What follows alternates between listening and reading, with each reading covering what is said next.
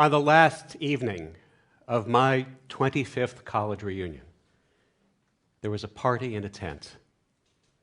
There was dancing and music and noise, so much noise that a lot of us started to drift out of the tent so we could hear each other talk and catch up with classmates that we had not seen in more than 2 decades. As I talked with my friends, I made an astounding discovery. 80% of them were unhappy with their lives. I feel as though I've wasted my life and I'm halfway through it, they said. I don't know what my life is all about.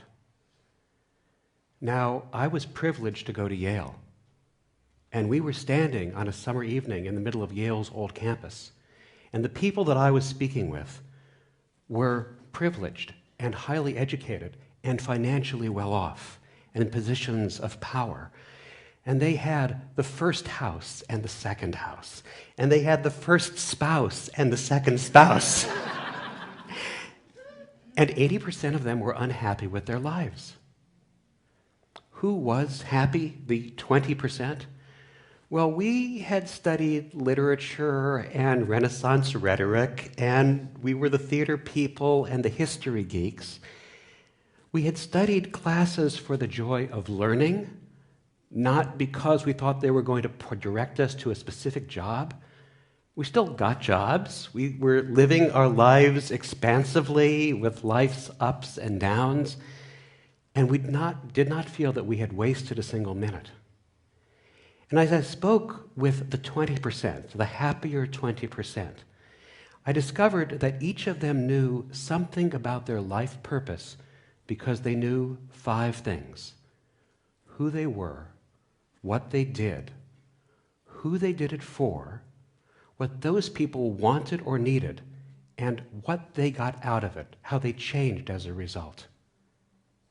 Does that sound hard? It's not. It's actually really simple.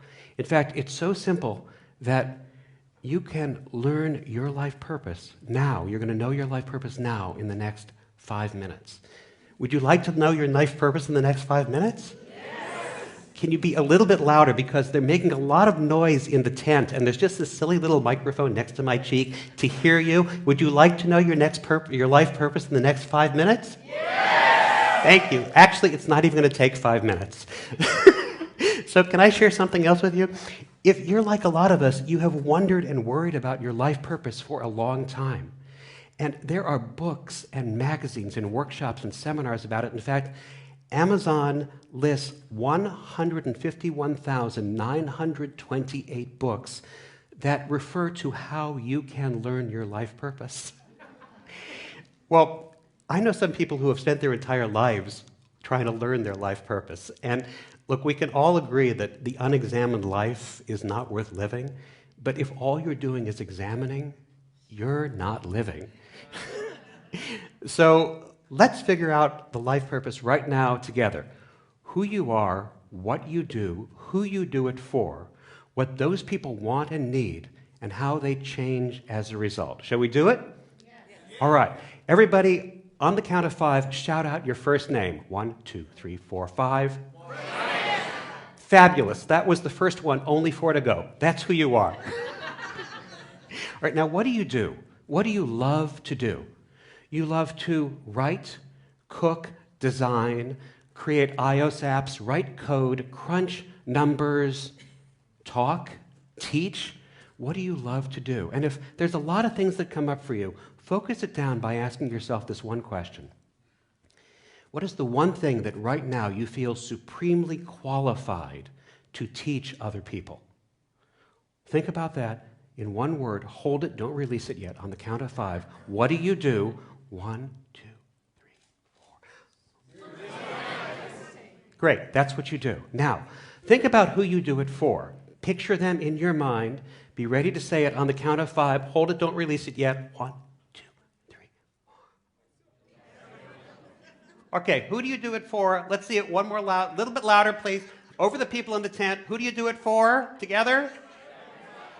Thank you. That is the spirit that we need. Okay, now, What do those people want or need? What do they want or need that you have, that they've come to you so you can give them this thing? What do they want or need? In just one or two words, hold it, don't release it yet. And on the count of 5, 1, 2, 3, 4, 5. Fantastic. Now, this is the best one. How do they change? How do they change or transform as a result of what you give them? On the count of 5, how do they change or transform as a result of what you give them? 1, 2, 3, 4, 5. Terrific. Now, we're going to put this all together kind of in a sentence, okay? Everyone together, louder than the people in the tent. Who are you? What do you do? Who do you do it for? What do they want or need? How do they change as a result? Fantastic. You have all just done something that people who went to Yale could not figure out for 25 years. Congratulations. Give yourselves a hand. Now, why is that formulation so powerful? Because of all those 5 things that you need to know what your life purpose is, only 2 are about yourself. The others, 3 of them, are about other people. Who they are, what they want or need, and how they change as a result. That formulation forces you to be outward-facing. And all the happier people that I met outside the tent on that warm New Haven night, they were outward-facing, they were not inward-facing. They knew very clearly whom they served, what those people needed, and how those people changed as a result. And you may have intuited this already, that the most successful people in any field always focus most on the people that they serve than on how they are served themselves. Happier people make it a point to make other people happy and do things that make them feel well taken care of and secure. If you make other people happy, life teaches us we will be taken care of too. So since you all did so well, we have time for just a little bit of extra credit. One of the most difficult things that happens when you meet people for the first time is they ask you this question. So what do you do? And if you're like some of us, that's a really challenging question sometimes, particularly if you're in these moments where you're between things, or you're feeling vulnerable, or it isn't defined, or what you seem to do isn't what you really do, or what you're paid to do isn't how you define yourself. So when people ask you this question, so what do you do? And also you got this monologue going on, like, why is he asking me, so what do I do? It's because it's that transactional thing where it's like he wants to know if he should really spend time talking to me, or it's that other thing so he can tell me what he does because he's sure it's, really so much better than what I do, right? So when somebody asks you that question, here's what you do. You just say the very last thing you called out, how what you do changes the people you do it for. So for example, you might say, I give kids awesome dreams. If your life purpose is, I write books for children so they can fall asleep at night, so they can have awesome dreams. Or you might say, I help people look and feel their best. If your life purpose is, I design apparel for men and women who need affordable choices so they can look and feel their best.